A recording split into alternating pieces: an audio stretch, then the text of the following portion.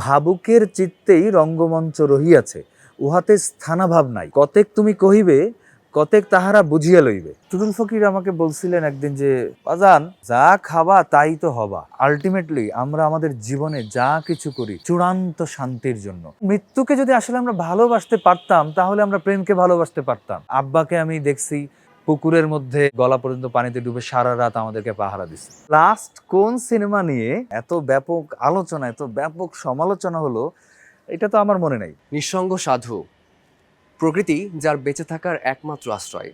হঠাৎই সাধুর জীবনে এক পশলা বৃষ্টি নাকি রৈধ এসেছিল পাগলি।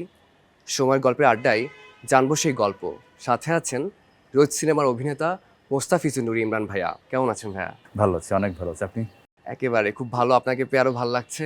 প্রথমে জানতে চাই যে সাধুর জীবনে আসলে এক পশলা বৃষ্টি নাকি রৈধ এসেছিল পাগলি? সাধুর জীবনে সিজন বাই সিজন আসলে পাগলি। সাধুর জীবনে নানা রকমের ইমোশন হয়ে আসছিল পাগলি। সাধুর জীবনে পাগলি আসার পর থেকে যা যা ঘটে সবই সাধুর জীবনের নতুন নতুন এক্সপিরিয়েন্স আসলে। তো পাগলি আসা, পাগলি না থাকা, এই সব কিছুই সাধুর জীবনে একটা নতুন প্রবহমান জীবন আসলে। এই যে সাধু এত কষ্ট করে বানানো ঘর, সেটা পুড়ে যাওয়া এবং তারপর যে হৃদয়ে যে হাহাকার, সাধুর এই হাহাকার ব্যক্তি নূর ইমরান আসলে কতখানি উপলব্ধি করে, বা তার জীবনে এরকম হাহাকার আছে কিনা? ব্যক্তি ব্যক্তি হিসেবে কিন্তু আসলে ওই সময় না, মানে মানে ক্যারেক্টারটা করার সময়, ওই সময় আসলে নিজেকে খুব বেশি খোঁজা বা নিজেকে খুব বেশি দেখা হয় নাই আসলে। ওই মুহূর্তগুলো সব সময়টাই আসলে সাধুর জন্যই বরাদ্দ। সাধুই ছিল। তো সাধুর জীবনের হাহাকার ছিল অনেক বেশি। যখন বাড়িটা পুড়ে যায়, ডেফিনেটলি সেটার একটা অনেক মানে এই হাহাকারটা, ধর নিজাম ভাই তো বাড়িটা বানাইছে, তো যখন বাড়িটা পুড়ে যাচ্ছিল তখন আমি নিজাম ভাইকে কাঁদতে দেখছি। ওই হাহাকারটা আমার কাছে সব মনে হয়েছিল যে সাধুর হাহাকারটা বোধহয় ওই হাহাকারের থেকে আরও বেশি হয়তো। তো চেষ্টা করাও আসলে যে ওই হাহাকারের কাছাকাছি যাওয়া। আর ব্যক্তি হিসেবে মানুষের জীবনের হাহাকার তো থাকে। হাহাকার যদি না থাকে জীবনে, তাহলে তো আসলে পাওয়ারও কোনো আনন্দ থাকবে না। অপূর্ণতা না থাকলে তো আসলে পূর্ণতারও কোনো ধরনের কোনো অনুভূতি থাকবে না আসলে। সাধু হিসেবে আপনি রোজ সিনেমাতে একেবারে গরুর পাল চড়িয়ে বেড়েছেন, আবার নৌকার পালে ভেসেছেন, আবার কখনো মাটির সাথে মিশে গেছেন। তো ওই যে গ্রামীণ আবহ, ওটাকে এখন কতটা মিস করেন, বা ওই জায়গাটাতে নিজেকে ধারণ করতে আপনার প্রিপারেশনটা কেমন ছিল ভাই ওই সময়? জায়গাটা আমার কাছে স্বর্গের মতো ছিল। এত এত দারুণ ল্যান্ডস্কেপ, এবং ওইখানকার মানুষগুলো এত এত দারুণ আমাদের সঙ্গে মানে মিশে যাওয়া ওনাদের সঙ্গে আমাদের। ওইখানে যে পশু পাখিগুলো ছিল, যে যা যা আমাদের দেখা যায় এবং যা দেখা যায় না, এই সমস্ত কিছুর সাথে ট্রাভেল করাটা একটা দারুণ ব্যাপার ছিল আমার জন্য। এটা নিঃসন্দেহে আমি বলবো যে এটা একটা অভূতপূর্ব এক্সপিরিয়েন্স। এটা কালে ভদ্রে কখনো কখনো মানুষের জীবনে হয়, আর অভিনেতার জীবনে এটা খুব রেয়ার হওয়াটা। 1.5 মাসের বেশি সময় সেখানে ছিলেন এবং ফোন একেবারে ফোনের বাইরে ছিলেন। তো যান্ত্রিক জীবন এখানে, আবার ওইখানে একেবারে মাটির মানুষ হয়ে যাওয়া। তো থাকে না কোনো জায়গা থেকে কোনো ইন্সপিরেশন পেয়েছেন কিনা, যেটার জন্য এই চরিত্রটাকে ধারণ করতে আপনার বেশি হেল্প হয়েছে? ওইখানের মানুষজন যারা ছিল আর কি, ওরা খুবই দারুণ আর কি। ওদেরকেও আসলে খুব বেশি আমি ফোন চালাইতে দেখি নাই। ওদেরও লাইফস্টাইল, মানে ওদের লাইফস্টাইলটাকেই আসলে আমি ফলো করার চেষ্টা করছি। আর যেখানে দেখতেছি যে ডিরেক্টর নিজেই আসলে সাধুর লাইফস্টাইল লিড করতেছে, তখন তো বিষয়টা আরও সহজ হয়ে যায়। এবং ধীরে ধীরে যখন মানে অবজার্ভ করতে থাকি যে পুরো টিমটাই আসলে এই একই মুডের মধ্যে চলে গেছে, এবং একই রকমভাবে সবাই সবাই যেন আসলে এই সহজ জীবনটাই যাপন করতে শুরু করে ফেলেছে আসলে। তখন মনে হয় যে বিষয়টা আরও সহজ হয়ে গেছে। তো রেডি হওয়া বা প্রস্তুতি পর্ব যেটা বলে আর কি, সেটা ওখানে গিয়ে খুব সহজ হয়ে গেছে ওইখানকার মানুষদের জন্য, এই টিমের জন্য, ডিরেক্টরের জন্য, তুষির জন্য। মানে সবাই এত ইনভলভড এবং এত বেশি আপন করে নিয়েছিল, বা এখনও আপন, সবার আপন এত রোহিত, যে আসলে অসুবিধা হয়নি খুব বেশি একটা। শুট শেষে যখন ঢাকায় ফিরে এলেন, তখন কি মানে অভ্যস্ত হতে এই জীবনে আবার কষ্ট হয়েছিল? ভয়ানক ভয়ানক ভয়ানক। মানে এতদিন ওইখানে থাকার পরে শহরে এসে মনে হচ্ছিল যে আমি কেন শহরে আসলাম, ফিরে কেন আসলাম আসলে। ওই জায়গাটা যে শান্তি ছিল, যে প্রকৃতির সঙ্গে যে মিশে যাওয়া ছিল ছিল ছবিতে দেখবেন যে আমি ওই যে গরু যেখানে চড়তেছে ওইখানেই আমি শুয়ে ঘুমাচ্ছি। তো এটা তো আমি লিটারেলি করেছি আসলে ওই সময়টায়। এবং এটা এখন হুট করে চাইলেই কি আমি আসলে পারবো একটা রাস্তায় পিচ ঢালা কোনো পথে কোথাও গিয়ে ঘুমোতে পারবো বা কোথাও গিয়ে পারবো না। এটা আসলে এটা হয় না। আমি এই জীবনটাকে খুবই পছন্দ করি, সম্মান করি। এই মানুষদেরকে আমি অনেক সম্মান করি এবং তাদের তাদের জীবনটার কিছুটা অংশ যে যাপন করতে পারলাম, আর কবে পারবো জানি না, কিন্তু চাই আসলে আবার। একেবারে এই যে সাধু চরিত্রের মধ্যে আমরা দেখেছি প্রথমে এক ধরনের ইনোসেন্স, একই সাথে সাথে ডে বাই ডে তার ক্যারেক্টারের মধ্যে এক ধরনের গ্রে শেড, তার যে আকাঙ্ক্ষা, তার যে কামনা, একই সাথে হিংসা বা যে নেগেটিভ যে বিষয়গুলো। তো এই যে সাধু হয়ে ওঠা, এটা কি হিউম্যান ইমোশনগুলো কি আসলে সাধারণভাবে কি প্রতিটা মানুষের যেই চরিত্রের যে ব্যাপারগুলো চলে আসে সেইটাই কি আপনি ধারণ করেছেন, নাকি আলাদাভাবে কিছু ছিল? মানুষ কি আসলে সবসময় কি এক মানে একই রকম? না। সবাই আলাদা না। আর মানুষের মধ্যে কি শুধু এক ধরনের ইমোশনই সবসময় থাকে? থাকে তো না। মানুষের মধ্যে যদি অনেক ভালো কিছু থাকে, অনেক ডার্কার সাইডও থাকে। সো আমরা গ্রে শেড যেটাকে বলতেছি, এই ভালো খারাপের বাইরে গিয়ে একটা গ্রে শেডের আলাপ, এটা তো সব মানুষেরই থাকে। আমার মনে হয় শুধু মানুষেরই বোধহয় থাকে, বাকি সবারই বোধহয় একটা শেড আলাদা, মানে স্পেসিফিক। মানুষেরই ডিফারেন্ট ডিফারেন্ট শেডস হয়, মানুষেরই ডিফারেন্ট ডিফারেন্ট লেয়ার্স হয়। তো সাধু অ্যাজ এ ক্যারেক্টার ওরও তাই। শুরুতে আমরা ওকে যেরকম দেখি, ও গরুর সাথেও যে ব্যবহার করে, ও ওর ওয়াইফের সঙ্গে একই রকম ব্যবহারই করে, কারণ ওর এইটাই অভ্যস্ততা জীবনের। এছাড়া তো জীবনে, সাধুর জীবনে কিন্তু কিচ্ছু নাই আর। সে ছিলই না। এই যে ওর জীবনে ওর বউ আসলো, একটা অন্য একটা জীবন শুরু হলো এবং বিরক্তি তৈরি হইলো। যে বিছানায় ও ঘুমাইছে একা, সেই বিছানায় ওর আরেকটা মানুষ ঘুমাচ্ছে, তারপর একটা ছাগল নিয়ে ঘুমাচ্ছে। ছাগল মানে এই ইয়ে করছে আর কি, ছাগলের বিষ্ঠা দিয়ে পুরো বিছানা লেপটা। এই বিষয়গুলো কি সাধুর কাছে কি খুবই ইউজুয়াল? না তো মোটেও, তাই না? কিন্তু সাধুর মধ্যে তো মায়ার তৈরি হয়, সাধুর মধ্যে তো প্রেম তৈরি হয়, সাধুর মধ্যে তো কাম তৈরি হয়, সাধুর মধ্যে তো আকাঙ্ক্ষা তৈরি হয়। এই সমস্ত লেয়ার তো মানুষের জীবনেই তৈরি হয়। একেবারে সহশিল্পী হিসেবে বা কো-অ্যাক্টর হিসেবে নাজিফা তুষি, তার প্রশংসা তো সোশ্যাল মিডিয়াতে খুবই দুর্দান্তভাবে রয়েছে। একই সাথে সমালোচকরা যারা রয়েছে তারা আপনারও প্রশংসা করছে। নাজিফা তুষিকে কো-অ্যাক্টর হিসেবে পেয়ে আপনার কাছে কি মনে হয়, আপনার অভিনয় দক্ষতা কি আরো বেশি ঋদ্ধ হয়েছে? আমি তো উল্টাভাবে বলি বিষয়টা। আমি নাজিফা তুষির কো অ্যাক্টর। নাজিফা তুষি হচ্ছে রইদের প্রাণ। সে না থাকলে তো এটা মিনিংলেস।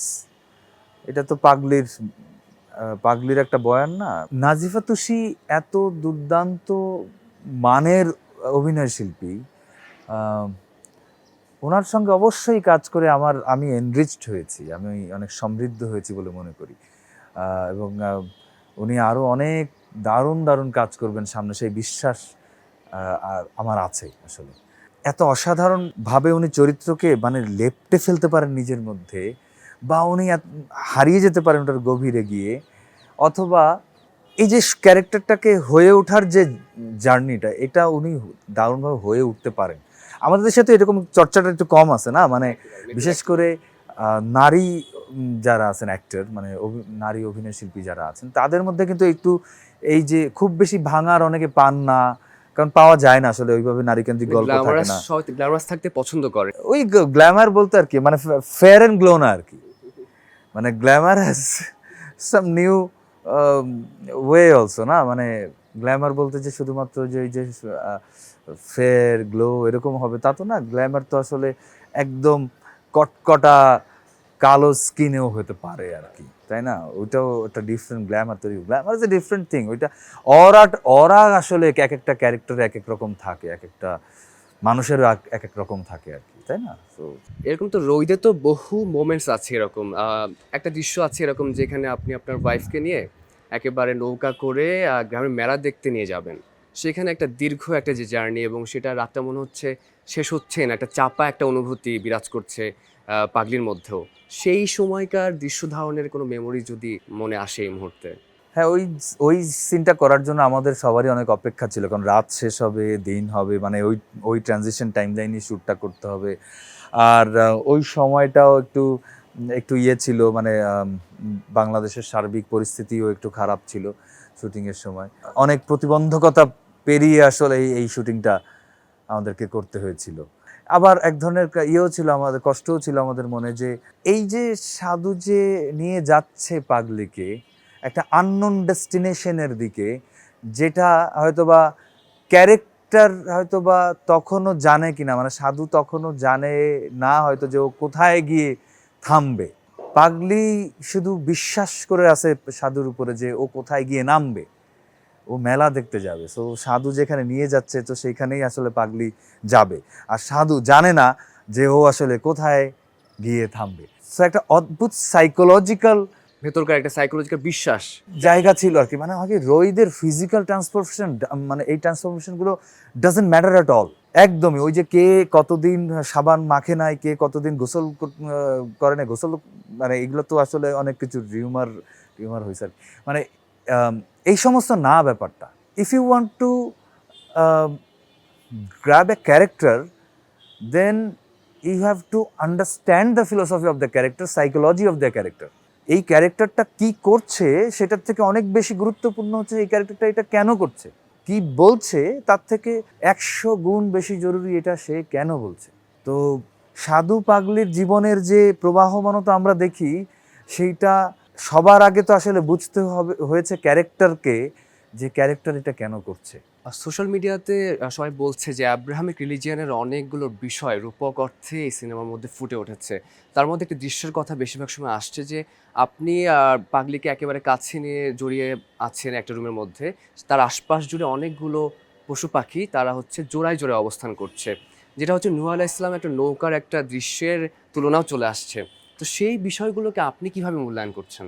আমি এগুলো কোনোভাবে আসলে দেখি না, বুঝছেন। মানে এটা আম, দরকারই নাই আমার মনে হয়। আসলে বিষয়টাকে খুবই খুবই প্রেমের গল্পের জায়গা থেকে দেখলে, একটা সাধারণ সহজ জায়গা থেকে যদি আমরা দেখি, ধরেন আমার আব্বা যখন দেখছে, তো সে কোনো এই যে এই এই ধরনের কোনো তাত্ত্বিক জায়গা থেকে বিষয়টাকে দেখেন নাই সিনেমাটা। উনি একটা গল্প হিসেবে দেখছেন, একটা ওই যে রূপকথার গল্পের মতো, ডালিম কুমারের গল্পের মতো দেখছেন, রূপবানের গল্পের মতো দেখছেন, বা বিষয়টা উনি দেখছেন শিরি ফরাদের গল্পের মতো, ইউসুফ জুলেখার গল্পের মতো, লাইলি মজনুর গল্পের মতো করে দেখছেন উনি ব্যাপারটাকে। তো সেইখানে যদি ওই সিনটা আসে, ওই সিনটাকে এটা ব্যাখ্যা যে মানে নুহের আর্কের সঙ্গে করতেই হবে জরুরিও না। এটা তো হইতেই পারে প্রকৃতির সঙ্গে এই সম্পর্কটা, কি আমরা যে প্রকৃতির বাইরে কোনোভাবে নই, সহজাতভাবে আসছে। সহজাতভাবে। বা তার পরের সিনটা যখন শুরু হয়, যখন সে আসলে আসল হাহাকারটা যখন হয়, এর পরের সিনে এসে সাধুর যে হাহাকারটা হয় পাগলিকে না পাওয়ার, তো তার আগে কি সাধুর রাতে তার কি আসলে কি হয়েছিল, তার তার সাইকোলজিক্যাল জায়গার প্রতিফলনও তো এটা হতে পারে, তাই না? মানে আমরা খুব কঠিন করে নাও দেখতে পারি, কিন্তু যারা খুঁজতে চায় তাদের জন্য তো প্রচুর প্রচুর প্রচুর পরিমাণে এলিমেন্টস ছবির মধ্যে আছে। তো যারা মিলাইতে চাই, মিলাইতে পারি, সেটা মিলাইলে খুব অসুবিধাও নেই, না মিলাইলেও কোনো অসুবিধা নেই। আপনি নিশ্চয়ই দেখেছেন এরকম একটা খুবই একটা ফানি একটা কন্টেন্ট ভাইরাল হয়েছিল যে রোজ সিনেমা দেখার পরে ঈদের সময় যে এখানে রোজ সিনেমা বুঝিয়ে দেওয়া হয়, সেটা নিশ্চয় আমরা চোখে পড়েছে। তো অনেকে যেটা বলছে যে রোজ সিনেমা দেখতে হলে পড়াশোনা করে যেতে হবে, তো অনেকে আবার বলছে পড়াশোনা করেও এন্টারটেনমেন্ট নিতে হয়। মানে এটা আসলে কতটুকু, মানে আপনার কাছে এটার ব্যাখ্যা কি মনে হয়? সুন্দর। আহ, প্রথমত হচ্ছে এন্টারটেনমেন্ট বলতে আসলে আমরা কি বুঝতেছি? আমরা তো খাওয়াকেও বিনোদন বলতেছি, তাই না? এই মুহূর্তে আমাদের তো সবচেয়ে বেশি তো বিনোদন হচ্ছে খাওয়া। We have a lots of restaurants, না? So food courts and everything. So তো ওটাও তো বিনোদন হিসেবে বলতেছে। বিনোদন হিসেবে যদি আসলে শুধু একই ধরনের স্ট্রাকচার ফরম্যাটের ফিল্মকে আমরা বুঝি, একই ধরনের স্ট্রাকচার আর্টকে আমরা বুঝি, তাহলে সেটা আমার মনে হয় ঠিক হবে না। বিনোদন তো আমি যদি এখন গয়ার একটা ছবি দেখেও তো আমার কাছে বিনোদন লাগতে পারে, যে আমি তো বিনোদিত হইতে পারি। বা এখন আমি জেমসের একটা গান শুনেও আমি বিনোদিত হইতে পারি, আবার আমি এই মুহূর্তে হয়তো বা শাহ আব্দুল করিমের একটা গান শুনেও আমি বিনোদিত হইতে পারি। এটা খুবই ইন্ডিভিজুয়াল টেস্টের উপর ডিপেন্ড করে, অভিরুচির উপর ডিপেন্ড করে। মানে আমার বড় হওয়া, আপনার বড় হওয়া, এইগুলো কি কি কি বিষয়ের মধ্যে দিয়ে গেছে, কি কিভাবে আমাদের ফিল্টারিংটা হয়েছে আসলে মানসিকতার বা অভিরুচি, সেটার উপরে আসলে ডিপেন্ড করে বিনোদনকে আমরা স্পেসিফিকভাবে কী করতেছি। তবে ঢালাওভাবে কোনো একটি জিনিসকে বিনোদনের মানদণ্ড তৈরি করে দেওয়া বোধহয় ঠিক না, আমি এটা মনে করি। বুঝিয়ে দিতে হবে, দিলে তো ভালো, এটা তো খারাপ কিছু না। আমি তো মানে লাস্ট কোন সিনেমা নিয়ে এরকম এত ব্যাপক গবেষণা, এত ব্যাপক আলোচনা, এত ব্যাপক সমালোচনা হলো, এটা তো আমার মনে নেই লাস্ট কোন ফিল্ম নিয়ে এরকম হয়েছে আসলে। সো তার মানে কি, ধরেন রবীন্দ্রনাথ একটা সুন্দর কথা বলেছিলেন একটা প্রবন্ধে, যে ভাবুকের চিত্তেই রঙ্গমঞ্চ রহিয়াছে, উহাতে স্থানাভাব নাই, কতেক তুমি কহিবে, কতেক তাহারা বুঝিয়া লইবে। তো আর্ট সবসময় যে সব কিছু একদম নিটোলভাবে বলে, মানে ওই যে হাউ আর ইউ, তুমি কেমন আছো, হ্যাঁ স্টপ ইট, থামো, মানে আমরা যে ইংরেজিতে বলে আবার বাংলায় বলে বুঝিয়ে দেওয়ার যে একটা প্রবণতার চেষ্টা, সেটা আমাদের দরকার নাই তো এখন। মানে সিনেমার নতুন ল্যাঙ্গুয়েজ দরকার না, আমাদের নিজস্ব ল্যাঙ্গুয়েজ দরকার না।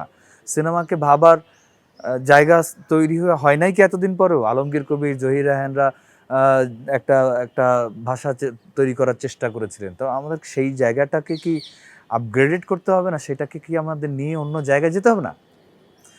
তো ওই বিনোদন, যেটা এক একজনের কাছে এক এক রকম, আর বুঝিয়ে দিতে পারাটা বা না দিতে পারাটা বা বোঝাটা না বোঝাটা সবগুলোই একটা আর্ট ফর্মের সঙ্গে সম্পৃক্ত, এবং সবগুলোই ভালো, সবগুলোই পজিটিভ, এগুলো হওয়া উচিত। বরং এগুলো যত বেশি হতে থাকবে, আস্তে আস্তে আস্তে এই আমাদের যে মগজের যে চর্চা, সেটা ধীরে ধীরে পরিবর্তিত হবে, এবং আমরা ধীরে ধীরে একটা সুন্দর জাতিতে পরিণত হব। যতটুকু জানি রোজ সিনেমা শুটিংটা হয়েছিল ভোলাগঞ্জে। তো সেখানকার মানুষের জীবনযাপন, সেখানকার মানুষের জীবিকা, সেগুলোকে আপনি খুব কাছ থেকে দেখেছেন। আবার একই সাথে শুটিংয়ের সময় টুটুল ফকির বাউল নামে একজনের সঙ্গে আপনার পরিচয় হয়েছিল। তার জীবন দর্শনও আপনাকে কিছুটা হলেও তো প্রভাবিত করেছে। তো এই টোটাল জার্নিতে ওইখানকার মানুষের জীবিকা এবং টুটুল ফকিরের মতো যারা বাউল রয়েছেন তাদেরকে আপনি কতটুকু দেখলেন সেটা নিয়ে বলবেন। এটা আত্মা দিয়ে অনুভব করার মতো, বিলিভ মি। এটা এটা যদি আপনি আমাকে বলেন যে এটা নিয়ে আমাকে, আমি প্রবন্ধ লিখতে হবে, পারবো না। হয়তো বা কোনো একদিন কোনো একটা দু লাইন কবিতা লিখতে পারি হয়তো বা, কিন্তু এই অনুভূতিটা এত বেশি আত্মার। টুটুল ফকির আমাকে বলছিলেন একদিন যে, বাজান, যা খাবা তাই তো হবা, মাছ খাইলে মাছ হবা, মুরগি খাইলে মুরগি হবা, গরু খাইলে গরু হবা, যা খাবা তাই হবা। এইটা আমাকে ভাবাইছে অনেকদিন। এই কথার পেছনে আরও যে মানে নিগূঢ় অর্থ, দেখেন স্ক্রিপচার নামে একটা ব্যাপার আছে, রূপক। মানে আমাদের সকল ধর্মগ্রন্থ যা যা সব কিছু রূপক অর্থে লেখা হয়। তো এই সিনেমাটারও এক ধরনের একটা রূপক ধর্মী জায়গা আছে। তো টুটুল ফকিরের সঙ্গে আমার যে সফরটা গেল, ওটা একটা রূপকের মতো আমার কাছে আসছে। আমার কাছে মনে হইলো যে সৃষ্টিকর্তার বাণী আমার জন্য প্রেরিত হচ্ছে, এবং সেগুলো আমাকে ভাবাচ্ছে, নতুন নতুন উপলব্ধি দিচ্ছে। ওই অঞ্চলের মানুষ, যা মানে মোস্তফা ভাই, আলামিন ভাই, আবুল ভাই, যারা ছিলেন, তারপর হচ্ছে বাবুল কাকা, ওনারা যারা ছিলেন, ওনাদের জীবন দর্শন দিয়ে আমাকে শিখিয়েছেন, আমাকে উপলব্ধি করিয়েছেন যে সহজ থাকো, জটিল হয়েও না, অনুভূতির কাছে সৎ থাকো। এবং সবচেয়ে দারুণ যে ব্যাপারটা আমাকে এখনো ভাবা এবং ইমোশনাল করায়, সেটা হচ্ছে যে সফলতাকে গায়ে মেখো না, ভেসে যেও না, তাহলে সহজ থাকা যাবে না। এই যে সফলতাকে গায়ে না মাখার এই যে বোধটা, এটা তো নিশ্চয়ই একদিনে হয়নি। এই যে লাইফের এই যে জার্নি, 2009 একটা রিয়েলিটি শো এর মধ্য দিয়ে মিডিয়াতে পদার্পণ, ওই সময়কার কোনো ঘটনা পরবর্তীতে এই যে সরল সহজ হওয়ার যে বোধটা কোথাও কি ট্রিগার করেছে? সহজ এবং সরল হওয়ার এই বোধটা আমার জীবনে অনেক পরে এসে হয়েছে আসলে। অনেক ভুল করে করে করে করে অনেক চড়াই উতরাই পার করে আসলে এটার অনুভূতি আমার। এটা একদম একদিনে না বা ওই সময় থেকে না, এটা এটা একটা জার্নি। প্রত্যেকটা কাজ থেকে আমি নতুন কিছু শিখেছি, প্রত্যেকটা ঘটনা আমার জীবনে, সেখান থেকে আমি নতুন কিছু অন্য কিছু একটা শিখেছি, উপলব্ধি। এটা কন্টিনিউয়াসলি একটা প্রসেসের মধ্যে দিয়ে হয়েছে এবং এটা হতে হতে হতে হতে এই যে সময়টা এখন আমি দাঁড়িয়ে আছি, এই সময়টা এসে মনে হয়েছে যে যত বেশি নিজেকে প্রকৃতির মধ্যে রাখা যায়, মানে মানুষ থেকে দূরে প্রকৃতির মধ্যে রাখা যায় এবং যত বেশি গ্রাউন্ডেড থাকা যায়। হ্যাঁ গ্রাউন্ডেড থাকা যায়, সেইটাই ভালো। এইটা শান্তি দেবে। আলটিমেটলি আমরা আমাদের জীবনে যা কিছু করি তার সমস্ত কিছু করি চূড়ান্ত শান্তির জন্য, ইনার পিসের জন্য। সেই শান্তিটাই যদি আমাদের জীবন থেকে দূরে সরে যায় নানা কিছু করতে গিয়ে, তাহলে আর জীবনের কোনো অর্থ থাকে না, তাহলে আর জীবনটার কোনো মানেই থাকে না। যে কাজ করতেছি এই কাজটা করে যদি আমার মনে হয় আর আমাকে 9টা 5টা চাকরিতে, এটা একটা চাকরি আমাদের, কিন্তু এই চাকরিটা যদি আমার ভালোবাসার হয় তাহলে এটা দিয়ে নতুন কিছু সৃষ্টি করা সম্ভব। কিন্তু এটা যদি শুধু আমার চাকরি হয় তাহলে এটা ওখানে সীমাবদ্ধ হয়ে থাকবে। এই সময়ে এসে আমার জীবনের উপলব্ধি আসলে, বিশেষ করে এটা আমার চূড়ান্ত জায়গায় এসেছে হচ্ছে আমার শাশুড়ি মারা যাওয়ার পরে। মানে এটা তো 1 বছর হতে চললো, 20শে জুন ওনার প্রথম মৃত্যুবার্ষিকী। আম্মা যখন মারা গেলেন তখন তো আমি আসলে মানে আমি ওনার সাথে ছিলাম, হাতটা ধরা ছিল এবং এই হাতটা সরে গেল, মানে আমি টের পাইলাম আর কি। তো আমার মৃত্যুর এবং মৃত্যুর পরের যে প্রসিডিউর অফ সোসাইটি, এইগুলো সব করার পর খুব একাকিত্বে নিভৃতে আমার মনে হয়েছে যে we have to be simple in our life. এটা খুব জরুরি, সহজ থাকাটা। এই যে মৃত্যু নিয়ে কথা এলো, খুব কাছের মানুষের মৃত্যু, তো এত এত লাইমলাইট, এত জনপ্রিয়তা, তো মৃত্যু চিন্তা কি, মানে মৃত্যু ভয়টা কি কাজ করে, বা মৃত্যু চিন্তাকে আপনি কিভাবে দেখেন আসলে, চরম সত্য হিসেবে দেখি। বা এটা নিয়ে ভয় পাওয়াটা কতটা যৌক্তিক? আমি ভয় পাওয়ার কোনো কারণ বা যৌক্তিকতা দেখি না। এটা আমার জীবনের ফিলোসফার আমার বাবা। তা আব্বার কাছ থেকে আমি বারবারই এই জিনিসটা সবসময় শুনে এসেছি, সেটা হলো যে যেটা হবেই সেটাকে তো তুমি অ্যাভয়েড করতে পারবে না। তো মৃত্যু, জন্ম অনেক সময় মিথ্যে হয়ে যেতে পারে, জন্মটা নাও হতে পারে, কিন্তু জন্ম যদি হয়েই যায় তাহলে মৃত্যু অবধারিত। এটাই একমাত্র সত্য। একটা সময় বেঁধে দেওয়া আছে, এই সময়টা একদিন শেষ হয়ে যাবে। We have to live. Humayun ফরিদিও বোধহয় বলেছিলেন এই কথাটা, যে যেটা অবধারিত সেটাকে ভালোবাসা উচিত। ভালো, বরং মৃত্যুকে যদি আসলে আমরা ভালোবাসতে পারতাম তাহলে আমরা প্রেমকে ভালোবাসতে পারতাম। মৃত্যুকে যদি আমরা ভালোবাসতে পারতাম তাহলে এই যে মানে কথায় আমরা গিয়ে ধ্বংস করতে চাইতাম না, ভাঙতে চাইতাম না, এগুলো করতে চাইতাম না। আমরা মৃত্যুকে ভালোবাসলে আমরা গড়তে চাইতাম, আমরা শান্তি প্রতিষ্ঠা করতে চাইতাম।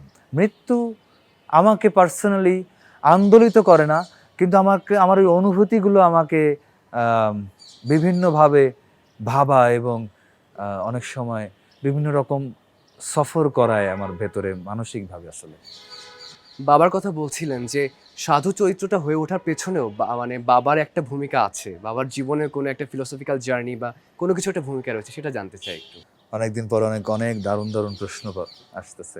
আব্বাকে আমি ছোটবেলায় যেরকম দেখছি, আব্বা ওয়াজ এ মানে ম্যান, মানে থাকে না, মানে ম্যান দেখা আর কি, বলিষ্ঠ ম্যান। তো আব্বাকে আমি কাঠ ফাড়তে দেখতেছি, আমি মাকেও কাঠ ফাড়তে দেখছি কুড়াল দিয়ে। ওকে, তো আব্বার মাকে একসঙ্গে আমি ওই ঘরের চালটা ছাইতে দেখছি, মাকে বারান্দা লেপতে দেখছি, আব্বা বেড়া বাঁধতেছে দেখছি। তো সাধু পাগলির জীবনে আমি যেন ওই জীবনটাকে আবার একটু রিলিফ করছি আর কি, মানে পুনরায় যাপন করছি। আসলে মনে হয়েছে যে ওই জীবনটা যেটা আমি আব্বার মার দেখছি, যে তাদের আব্বা প্রচণ্ড ভালোবাসে মাকে, প্রচণ্ড ভালোবাসে। ঝগড়া হইলে আব্বার কষ্টটা আমি আলাদা দেখতাম, মার কষ্টটা আমি আলাদাও দেখতাম, কিন্তু ভালোবাসাটাও আছে দেখতাম। বা মানে একটা সময় কি আসছিল একটু একটু একটু কিছু ঝামেলা হচ্ছিল আমাদের ওখানে, কিছু ঝামেলা হচ্ছিল। আব্বাকে আমি দেখছি পুকুরের মধ্যে মানে লেকের পানির মধ্যে মানে এরকম গলা পর্যন্ত পানিতে ডুবে সারা রাত আমাদেরকে পাহারা দিছে। আব্বার ইনোসেন্স আমাকে সবসময় অ্যাট্রাক্ট করছে। আব্বা খুবই সৎ মানুষ। কোনোদিন কোনো কিছুর জন্য কোনোদিন অসৎ হন নাই, আপোস করেন নাই। অন্যায় যেটা সেটাকে উনি অন্যায়ই বলছেন, যেটা অপরাধ সেটাকে উনি অপরাধ বলছেন। আব্বাকে কোনোদিন আমি কোনো অন্যায়ের সঙ্গে সে তার কাছের মানুষটা হোক, তার মা হোক, ভাই হোক, বোন হোক, আমরা হই, যেই হোক না কেন, তাকে কোনোদিন আপোস করতে দেখি নাই। এবং মুখের উপরে উনি সেটা বলে দিয়েছেন, যার কারণে হয়তো আব্বাকে অনেক সময় অনেকে পছন্দ করে নাই। কিন্তু তার এই অনেস্টি, তার এই একরোখামি, তার যে ফিজিক্যালি সব কিছু করা, আমার জীবন মানে আমাদের বাসায় কোনো কিছু কোনোদিন মিস্ত্রি লাগে নাই। এখন যেহেতু অনেক বয়স হয়ে গেছে আব্বা, সো এখন আব্বা পারে না, সো এখন লাগে। কিন্তু টেলিভিশন হোক, ফ্যান হোক, মানে ঘর বাড়ি হোক, সমস্ত কিছু আব্বা নিজের হাতে করছে। তো আমি তার সন্তান হিসেবে সেটার এক অংশও পারিনি বা পাইনি, মানে অনেক কিছু পারি না। তো আব্বা আমার কাছে একটা আইডল। সব কিছু আব্বা একদম মানে সমাধান করে ফেলতে পারে, সব কিছু করতে পারে আব্বা। সো ওই জায়গা থেকে সাধুকে আমি এক ধরনের ক্রিয়েশনের মধ্যে দিয়ে নিয়ে গেছিলাম, আব্বার ক্যারেক্টারাইজেশনের মধ্যে দিয়ে। সেটা আব্বা যখন দেখছেন আব্বা টেরও পাইছেন, তো আরো বেশি ইমোশনাল হয়ে গেছিলেন ওই কারণে। এটা তো সন্তান হিসেবে খুব বড় প্রাপ্তি বলা যায় ভাইয়া। বাগেরহাটে বেড়ে ওঠা, তারপরে জাহাঙ্গীরনগর ইউনিভার্সিটিতে নাট্যতত্ত্বে পড়াশোনা। সেখানকার একজন টিচার আপনাকে বলেছিলেন যে তুই জন্মেছিসই ভিলেন হবার জন্য, হিরো কেন হতে চাস? এই ধরনের কিছু কটূক্তি আপনাকে তো তখন প্রভাবিত নিশ্চয়ই করেছিল। তো এখন এসে কি মনে হয় ভাইয়া, সেই কমেন্টসগুলা বা সেই বুলিংগুলা নিজেকে কতখানি শেপ করেছে? আমি নেগেটিভ যত কমেন্টস আমার লাইফে পেয়েছি, সব কমেন্টসকে আমি আমার জীবনের পাথেয় হিসেবে গ্রহণ করেছি এবং মনে করেছি যে হ্যাঁ, ওই যে নিন্দুকের বাসে আমি সবার চেয়ে ভালো, একদমই তাই করেছি। আসলে সমস্ত নেগেটিভ কমেন্টসগুলোকে আমি আমার জীবনের চ্যালেঞ্জ হিসেবে অ্যাকসেপ্ট করেছি। আমি তো মেনে নিয়েছি এটা, অবশ্যই। হ্যাঁ, আমি আমাদের যে প্রচলিত ধারণা, সেই ধারণার মানুষটা আমি নই। সো এটা তো স্বাভাবিক যে আমি যদি কোথাও যাই, সেখানে আমার জন্য একসঙ্গে অনেক মানুষ এসে হুমড়ি খেয়ে পড়বে না, একসঙ্গে লক্ষটা ক্যামেরা এসে হুমড়ি খেয়ে পড়বে না। এটা পড়লেও অনেকে, কেউ বুঝে পড়বে, কেউ না বুঝে পড়বে। আমি সেই ম্যাটেরিয়ালটা যে নই সেটা আমি তো জানি, কিন্তু আমি যেটা অনেস্টলি করি সেটা হচ্ছে আমার কাজটা, সেটার অ্যাপ্রিসিয়েশন যে হবে সেটা সম্পর্কে আমি সবসময় আশাবাদী থাকি যে টুডে অর টুমরো, এটা যদি আজকে রোহিত ভালো হলো, কিন্তু আমি যদি পরের দিন আরেকটা কাজ হয় সেটাতে যদি আমার পারফরমেন্স ভালো না হয়, হবে না, আমি থাকবো না, এক্সিস্ট করবো না। তো মানুষের পরিচয় কিসে তৈরি হয়? তার কর্মে। মেজবাহ রহমান সুমনের রোহিত সিনেমা দিয়ে একটা বিশাল স্কুলিং ফিল্মে। এরপরে আমি যতটুকু জানি আপনি ফাইটিং এবং ডান্সিংয়ে খুব দক্ষ। এরপর যদি আপনার কাছে একেবারে পুরোদস্তু কমার্শিয়াল কোনো সিনেমার অফার আসে, আপনি কি করবেন? গল্প ভালো হইতে হবে, গল্প ভালো হইতে হবে। আর ওই একদম সোকল কমার্শিয়াল বিষয়টার সঙ্গে আমি একমত নই একদমই। মানে যে ছবি তো ব্যবসা করবেই না, তো ওকে কমার্শিয়াল হইতে হবে। বরং কমার্শিয়াল কীভাবে আর করা যায় সব ছবিকে। ধরুন আজকে রোহিত যদি যতগুলো জায়গায় সিঙ্গেল স্ক্রিন আছে, ওইগুলো সিঙ্গেল স্ক্রিন না হয়ে ওইগুলো যদি আসলে সিনেপ্লেক্স হইতো, তাহলে রোহিত আরও অনেক বেশি মানুষের কাছে দেখতে পাইতো আর কি, পৌঁছাইতে পারতো না। তো আমাদের ওই দিকে মনোযোগী হওয়া খুব জরুরি। ব্যবসা সকল ছবি দিয়েই করা সম্ভব, যদি সেটা সকল দর্শকের কাছে পৌঁছে দিতে পারি আমরা, ওই জায়গায় আমরা থাকি। এবং অবশ্যই ডিরেক্টর প্রডিউসাররা যদি চান আমাকে নিয়ে এই ধরনের কাজ করতে, এবং সেটার গল্পের ধরন, ক্যারেক্টারাইজেশন সব কিছু যদি দুর্দান্তভাবে আমাকে কিক করে, why not, I will love to do it. যতটুকু জানি আপনি ডিরেকশনও দিয়েছেন। তো একেবারে ফুল ফ্লেজড ফিল্ম যদি, মানে সিনেপ্লেক্সে দেখানোর মতো ফিল্ম যদি আপনি ডিরেকশন দেন, সেক্ষেত্রে আপনি বলেছেন যে একটা ক্লাসিক বাংলা কোনো সিনেমা আপনি রিমেক করতে চান। তো যদি এখন এই মুহূর্তে একটা দুটো নাম শুনতে চাই যে কোনটা আপনি বেছে নেবেন আসলে সেই সিনেমা পুনর্নির্মাণ করার জন্য, তাহলে কি বলবেন?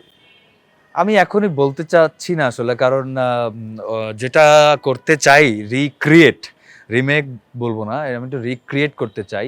হয়তো আইডিয়াটাকে নিয়ে আসলে ওইটাকেই নতুন করে প্লটিং করতে চাই, আসলে নতুন করে রিক্রিয়েট করতে চাই।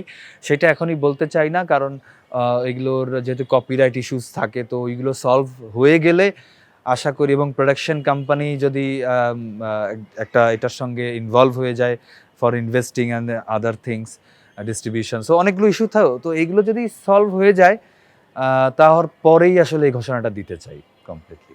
মহানগর, কাইজার, রঙিলা কিতাবের মতো দুর্দান্ত কিছু ওয়েব সিরিজে আপনাকে দেখেছি। তো দর্শকের তুমুল আগ্রহ যে কাইজার 2 আসলে কবে আসবে? কাইজার কাইজার তো দেখেন না, এই ডিসিশনগুলো আমার মানে অ্যাক্টরের হাতে থাকে না আসলে। এই ডিসিশনগুলো থাকে হচ্ছে মানে প্ল্যাটফর্মের হাতে, প্রডিউসিং কোম্পানির হাতে আসলে, মানে স্টুডিওর হাতে আসলে। তো প্ল্যাটফর্ম যদি কখনো মনে করে যে এটা আবার করবে, বা ডিরেক্টর যদি মনে করে সেখানে অম্লান থাকবে, তো তখন সব কিছু মিলিয়ে যদি ঠিকঠাক হয় তাহলে অবশ্যই, কেন নয়। এবার ঈদে তো রোহিত ছাড়াও আরও 7টি সিনেমা মুক্তি পেয়েছে। সবচেয়ে বেশি আলোচিত হয়েছে রকস্টার আর বনলতা সেন। রোহিত ছাড়াও দেখা হয়েছে কিনা কোনো সিনেমা? আমি রকস্টার দেখছি, রকস্টার দেখছি। বনলতা সেন আমার দেখা হয় নাই এখনো, এই জন্য আমি বাশার, সোহেল ওনাদের কাছে আসলে খুবই লজ্জিত। আমি তবে খুব শিগগিরই দেখে ফেলবো। আমি হচ্ছে আমার নেক্সট একটা প্রজেক্ট যেটা আমি বানাচ্ছি, ওইটার একটু কাজ চলতেছে, যার কারণে আমি এখনো সময় করে উঠতে পারিনি। সো রকস্টার দেখছি আমি। রকস্টারের গানগুলো তো আমার খুব ভালো লাগছে, খুব ভালো লাগছে। সানি ভাই, অঙ্কন, মানে আমি তো সেই অঙ্কন তো সেই যখন থেকে শুনছি তখন থেকেই হচ্ছে আমি হিউজ ফ্যান অফ হিম। তো এবারও তাই, আমি রকস্টারের প্রত্যেকটা গান আমার ভয়াবহ পছন্দ, খুব শুনি। ওই যে বেশ কিছুদিন গানটা তোমার খুব পছন্দ, তারপরে ভালোবাসা দিস গানটা পছন্দ, তারপরে আমার হচ্ছে যে আমি ওই যে হারিয়ে যাবো অঙ্কনের যে গানটা, খুবই সুন্দর গান, মানে দারুণ। রকস্টার আমার মোটামুটি আমি পুরো অ্যালবামটা প্রতিদিনই শুনি আর কি গান। এই যে রকস্টারে শাকিব খানকে কেমন দেখলেন? দারুণ তো দারুণ, মানে উনি যেভাবে মানে এক একটা মানে লেয়ারে মানে এক একটা টাইম লাইনে এক এক রকম ভাবে ওনাকে যে উনি দারুণ ক্যারি করতে পেরেছেন, বিষয়টা ক্যারি করতে পেরেছেন। তবে আরো সময় যদি উনি পেতেন, আরো অনেক সময়, এবং আমাদের দেশে যদি আসলে ওইরকম ইনস্টিটিউট থাকতো, এজেন্সি থাকতো যে ক্যারেক্টার প্রিপারেশনের জন্য সমস্ত সাপোর্ট দিতে পারে, তো এরকম জায়গা যদি তৈরি হইতো থাকতো, তাহলে আমার মনে হয় যে এইটা আরো মানে মানে ওয়ান্ডারফুল, মানে আমরা মানে বিয়ন্ড মানে আওয়ার থট চলে যেতে পারতো আর কি। আরো সময়ের দরকার ছিল আর কি, এই পুরো ক্যারেক্টার প্রিপারেশন, পুরোটার সঙ্গে অ্যাটাচমেন্ট হওয়াটা। আর Rusho did very good job তার প্রথম ছবি হিসাবে। আমার মনে হয় he knows what to do in his next film. So ভালো ভালো ভালো, আমি তো অ্যাপ্রিসিয়েট করতেছি। মানে শুধুমাত্র ওই একই রকম ছবি কেন হবে, এরকম একটা রকস্টারের মতো ছবি কেন হবে না, বা রোহিত হবে না কেন, বনলতা সেন হবে না কেন, আরও দারুণ দারুণ ছবি হোক, সায়েন্স ফিকশন হোক, কমেডি হোক, হরর কমেডি হোক, নতুন নতুন জনরার ছবি হোক, এবং এই নানা ধরনের জিনিস আসলে না ইন্ডাস্ট্রি তৈরি হবে। একটা দুটো জিনিস দিয়ে তো ইন্ডাস্ট্রি হয় না আসলে। গানের কথা যখন আসলো তাহলে বলতেই হয় যে রোহিত সিনেমাতে 4টা গান আমরা ইউটিউবে মুক্তি পেতে দেখেছি। রোহিত আয়লা গা জুড়াইতে, রহেনা, মন ছাড়া কি। তো এই যে 4টা গানের মধ্যে একটা গান সিনেমাতে ব্যবহার হয়েছে, আসলে এটার পেছনে নেপথ্যে কারণ কি ছিল? গানগুলোকে আসলে সুন্দর মতো প্লেসমেন্ট করে ব্যবহার করা যেত না? কি মনে হয়? এইটা একেবারে নির্মাতা হয়তো এটা চাননি। হ্যাঁ, তো নির্মাতা চাননি যে আসলে গানটা যেটা আসলে মুডটাকে জাস্টিফাই করবে বা মুডটাকে আরো এনহ্যান্স করবে, নষ্ট করবে না কোনোভাবে, সেইখানেই আসলে উনি প্লেসমেন্টটা করেছেন বলে আমি বিশ্বাস করি। আর অন্যান্য জায়গায় আসলে কি গানের দরকার ছিল কিনা, আমার সেটা আমার মনে হয় এটা একটা প্রশ্ন, দরকার আসলেই ছিল কিনা। রইদে আইলা গা জুড়াইতে কোথায় প্লেসমেন্ট হইতো আসলে, বা রহেনা কোথায় প্লেসমেন্ট হইতো আসলে, ছবিটা প্লেসমেন্ট হওয়ার জায়গা ছিল না। বাট এই ছবি যে মুড অ্যান্ড ফিল, আপনারা খেয়াল করছেন কিনা, গানে যে দৃশ্যগুলো আছে সেই দৃশ্যগুলো কিন্তু আপনারা সিনেমায় দেখেননি। সো ওইটাও অন্য মানে আপনাকে সিনেমা দেখাইছে, ওই গানগুলো দিয়ে, ওইটার ভিজুয়াল দিয়েও কিন্তু আপনাকে সিনেমার অনেক কিছু দেখানো হয়েছে আসলে। একদম একদম। তো এটা মন ছাড়া কি গানটা যতটুকু জানি সিনেমাতে তো ব্যবহৃত হয়েছে, আপনারও খুব পছন্দের, আমারও খুব পছন্দের। মন ছাড়া কি নিজে তো গাওয়া হয় নিশ্চয়ই, 2 লাইন যদি এই মুহূর্তে শুনতে চাই ভাইয়া। মন ছাড়া কি তো আপনার সিঙ্গার হতে হবে না, বাট মন ছাড়া কি তো একটা ফিল করার বিষয়। 2 লাইন যদি শুনতে চাই এই মুহূর্তে। মন ছাড়া কি মনের মানুষ রয় রয় গো, মন ছাড়া কি মনের মানুষ রয়। যে যা মনে বাঞ্ছা করে, বাঞ্ছা করে, যে যা মনে বাঞ্ছা করে, তার কাছে সে হয় উদয়। মন ছাড়া কি মনের মানুষ রয়। ওয়াও ভাইয়া, দুর্দান্ত! আমি শুনছিলাম যে আপনি এর আগে ইন্টারভিউতে বলেছেন অন্য জায়গাতে আপনার গান আপনাকে দিয়ে হবে না, বাট আসলে গান আপনাকে দিয়ে হয়। গানটা আপনার চর্চা করা উচিত। যতটুকু জানি আপনি কবিতাও লেখেন। নিজের অনুভূতিটা অনেক সময় যতটুকু জানি আপনি ভাষায় প্রকাশ করতে পারেন না, সেটাকে আপনি লিখে রাখার চেষ্টা করেন। তো কবিতা লেখার মাধ্যমে কি মনে হয় যে নিজের অনেক অব্যক্ত অনুভূতিগুলো মানে বাক্সবন্দী করা সম্ভব? চেষ্টা করি, শব্দ দিয়ে আসলে আমি খুব বেশি কিছু বোঝাতে পারি না। এটা আমার খুবই বড় একটা ব্যর্থতা যে শব্দের ভান্ডার আমার এত কম, আমি বোঝাইতে পারি না কি বলতে চাই আসলে বা কি বোঝাইতে চাই। যখন লিখি তখন ম্যাক্সিমাম সময় ওটাও ওই যে খুবই স্ক্রিপচার ফরম্যাটে হয়, খুবই রূপক সাংকেতিক জায়গা থেকে লেখা হয়। তারপরেও আসলে পারি না। তবে আমি চেষ্টা করি যে অনেক সময় অনেক অনুভূতি যখন জমা বেঁধে যায় আসলে ভেতরে, সেই গাঁটছড়াটা খোলার জন্য কিছু শব্দের আশ্রয় নিয়ে যদি কিছু অনুভূতিটা প্রকাশ করা যায় আসলে চেষ্টা করি। That's it. গুণী অভিনেত্রী নাজিয়া হক অর্ষা আপনার জীবনসঙ্গী। আমরা যতটুকু জানি যে তিনি আপনার অনেক বড় সমালোচক। তো এই তার সমালোচনা আপনাকে কতটুকু ঋদ্ধ করে অভিনয়ের ক্ষেত্রে? সব সময় মানে আমি মানে আমার আমার স্ত্রী হিসেবে বলছি না, আমি স্ত্রীর আগে তো আমি তো ওনার যখন সাতকাহন দেখেছি, আমি তো মুগ্ধ হয়ে ওনার পারফরমেন্স দেখেছি। আমি যখন এক হৃদয়হীনে দেখেছি, মুগ্ধ হয়ে ওনার পারফরমেন্স দেখেছি। জাহানে ওনার পারফরমেন্স মুগ্ধ, আমি তো মুগ্ধ হয়ে দেখি ওনার পারফরমেন্স। উনি যে কাজই করেন না কেন, উনি যে একটা মানে যদি খুবই খুবই মানে গল্পটা ওই রকম আউটস্ট্যান্ডিং না হলেও যখন উনি পারফর্ম করেন, ওনার কোঅ্যাক্টরও যদি ভালো না হয়, সেখানেও উনি যে পারফরমেন্স করেন, আমি মুগ্ধ হয়ে দেখি উনি কিভাবে খুব দ্রুত ক্যারেক্টারের মধ্যে ব্লেন্ড হয়ে যান, আবার দ্রুত ওখান থেকে বের হয়ে আসেন, আবার দ্রুত শিফট করেন। এটা অসাধারণ ট্যালেন্ট ওনার। এবং আমি ওনার কাছ থেকে শিখি এগুলো, কিভাবে অনুভূতিগুলোকে আরও বেশি নিজের ভেতরে থিতু করা যায়, কিভাবে স্থিরতাটাকে আরও বেশি মানে আনা যায়, এই শিফটিংটা কিভাবে আরও আরও দারুণ হতে পারে। আমি তো ওনার কাছে দারুণ দারুণ জিনিস শিখি। ওনার অ্যাক্টার্স পার্সপেক্টিভ আমার ভাবনার বাইরে আসলে। সেটা তো তাহলে আপনার জন্য দুর্দান্ত ব্যাপার। যদি ডিরেকশন দেন, তাহলে কি নাজিয়া হক অর্ষাকে আমরা আপনার সিনেমাতে দেখতে পাবো কিনা? আমি তো অবশ্যই চাইবো ওনাকে, অবশ্যই চাইবো। ওনার মতো একজন অ্যাক্টর যদি রাজি হন মানে আমার সঙ্গে কাজ করার জন্য, আমার সৌভাগ্য সেটা। আমি তো চাইবো যে স্ক্রিনে মানে একটা দুর্দান্ত পারফরমেন্স মানে চাইবো আসলে সেটা। বর্তমান সময়ে যদি বলি ভাইয়া, যে এই সময়ে আপনি আপনার সময়কার কাদেরকে আপনি আপনার সমকক্ষ, বা আপনার সমকক্ষই বলবো না, মানে কাদেরকে আপনি ফলো করেন অভিনয়ের ক্ষেত্রে বাংলাদেশে? অনেকে আমি তো অনেকের কাজ আমার খুব ভালো লাগে।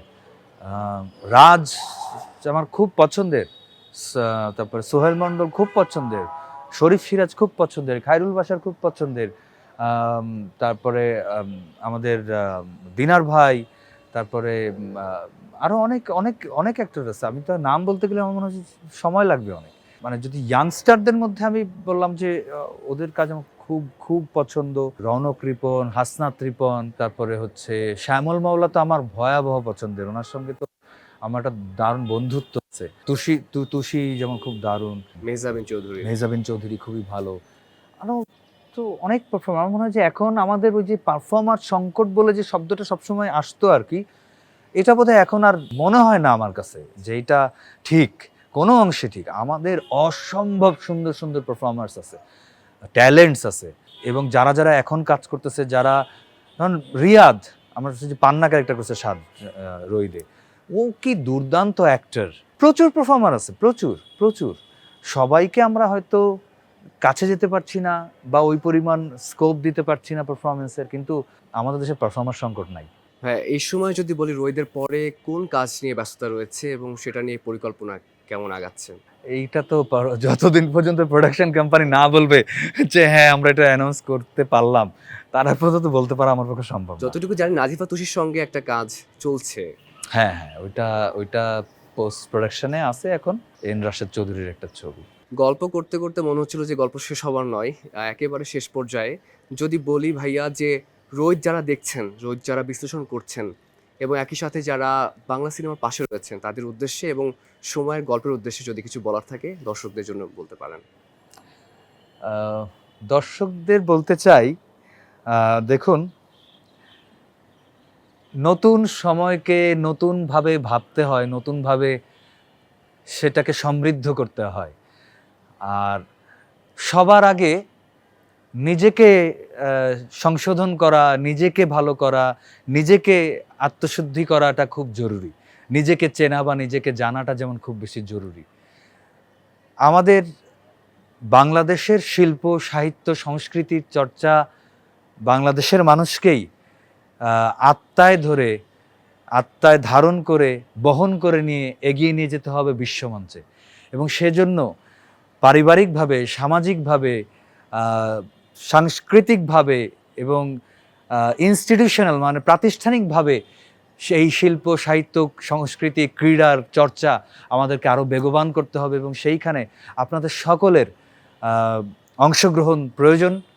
আপনারা সবাই আসুন। বাংলার শিল্প, বাংলার সাহিত্য, বাংলার সংস্কৃতি, বাংলার যে হাওয়া, বাতাস, জল, বাংলার যে সুজলা সুফলা শ্যামলা যে বাংলাদেশের চিত্র, সেটাকে আবার আমরা বাস্তবে রূপান্তরিত করি এবং সবাইকে ওই যে চাষাকে চাষা বলে গালি না দিয়ে তাকে সম্মান করি।